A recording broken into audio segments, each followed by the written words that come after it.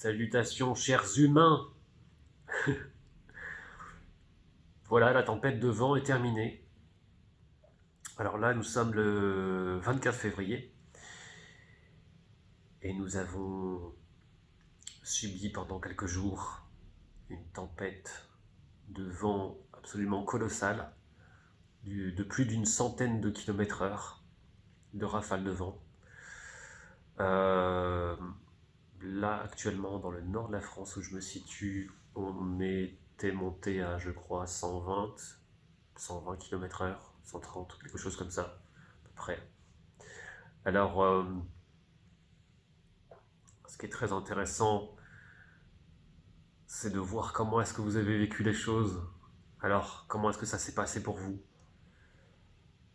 Et toujours dans l'idée de revenir à cette sagesse chamanique, cette conscience chamanique. Finalement, c'est tirer les leçons de sagesse qui combent au vent, au mouvement de l'air, à la tempête. Qu'est-ce que ça nous apprend de nous? Qu'est-ce que ça nous apprend du monde? Qu'est-ce que ça nous apprend de notre personnalité, de nos profondeurs, de notre capacité d'adaptation, de nos résistances? Alors bien entendu, il y a des personnes qui auront vécu des drames, possiblement, je ne sais pas. J'imagine qu'avec une tempête pareille, il y a des personnes qui ont dû vivre des dégâts dans sur leur maison, sur leurs biens, ce qui constitue déjà une sacrée épreuve de la vie. Et puis possiblement, peut-être qu'il y a des personnes qui auront vécu quelque chose de fatal. Il arrive parfois, malheureusement, qu'il y ait des accidents voilà, de vie. Ben, ça fait partie du cycle de la vie. Il faut l'accepter, malgré sa difficulté, sa dureté. Et puis, sinon, pour la plupart des gens, ce sera une tempête, finalement, relativement assez confortable, au regard des autres exemples que j'ai cités. Et alors là, en l'occurrence, il est important de se tirer les bonnes questions, de tirer les bonnes sagesses. Quand on se retrouve face à une telle tempête, il y a des choses qui sont limitées, on ne peut pas forcément sortir de chez soi facilement.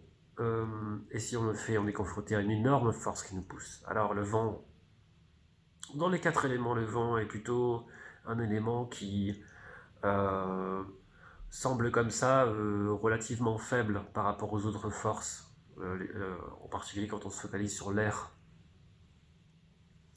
Parce que quand on compare à la force de la Terre c'est gigantesque, c'est quelque chose de massif, très puissant, très matériel. L'eau c'est aussi les raz de marée, c'est aussi tellement de force, c'est à la fois statique, très profond. Le feu ça peut tout brûler, tout détruire, et ça réchauffe en même temps. Et puis l'air, bon en comparaison, on n'a pas forcément le réflexe de se dire que ça peut aussi détruire. Mais l'air en mouvement, qu'est-ce que c'est puissant. Et là, on s'en rend compte davantage.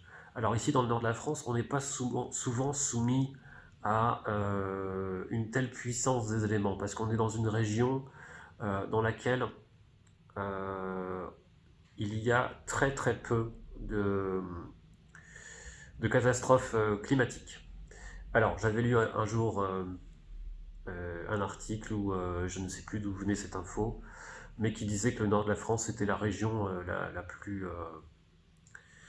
comment dire, la plus calme de tout le globe par rapport à la situation géographique, euh, par rapport aux habitudes des mouvements d'air, par rapport aux secousses sismiques possibles, etc., etc. Toute une conjonction de données. Mais bref, passons. En tout cas, dans le Nord, on a un peu l'habitude de ça, mais c'est quand même intéressant de voir jusqu'où bout poussent nos résistances. Alors, quand on a un espèce de vent extrêmement puissant qui nous pousse dessus, comment est-ce qu'on se sent, nous, à ce moment-là? Comment est-ce qu'on se sent? Qu'est-ce que ça nous dit de nous? Au moment où on a cette puissance de vent qui pousse sur notre corps, on doit lutter pour avancer.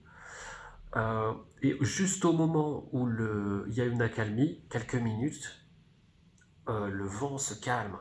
Et alors à ce moment-là, on a quand on a le vent qui pousse sur nous, on a toute cette pression musculaire pour avancer, et tout d'un coup, paf, ça s'arrête. Et à ce moment-là, on a tous nos muscles qui se détendent. Lâcher prise totale. À ce moment-là, on peut vraiment ressentir ce que c'est que de passer de la résistance au lâcher prise.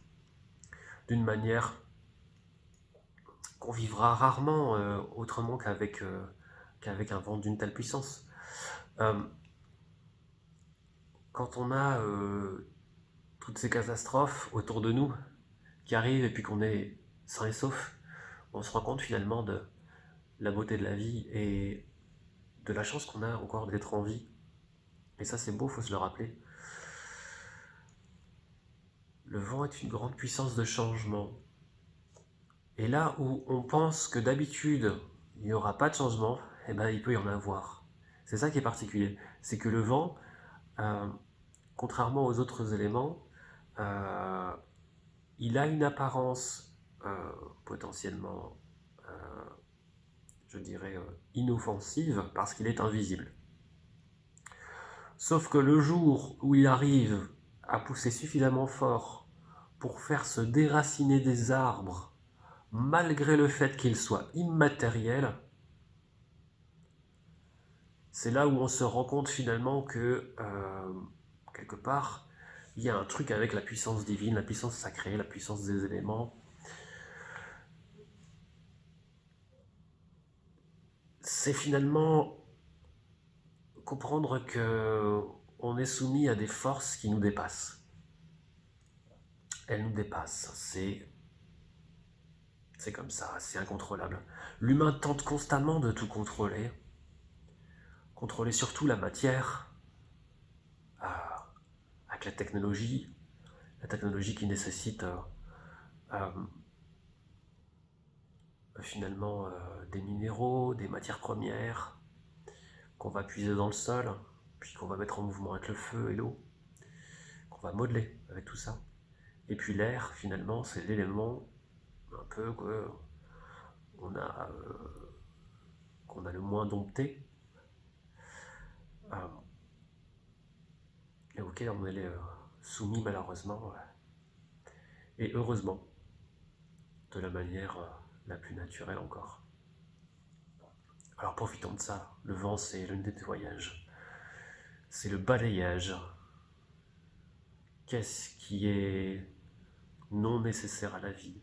Qu'est-ce qui doit absolument bouger un jour? Qu'est-ce qui nous semble totalement immuable et qui finalement se retrouve malgré tout un jour terrassé? Voilà, si cette vidéo vous a plu, n'hésitez pas à laisser un petit commentaire, à me dire, à témoigner ce que vous avez vécu durant ces jours de tempête. Qu'est-ce que ça vous a appris de vous? Qu'est-ce que ça vous a appris de la vie? Entrez dans votre sagesse intérieure pour savourer le temps météo et le temps qui passe.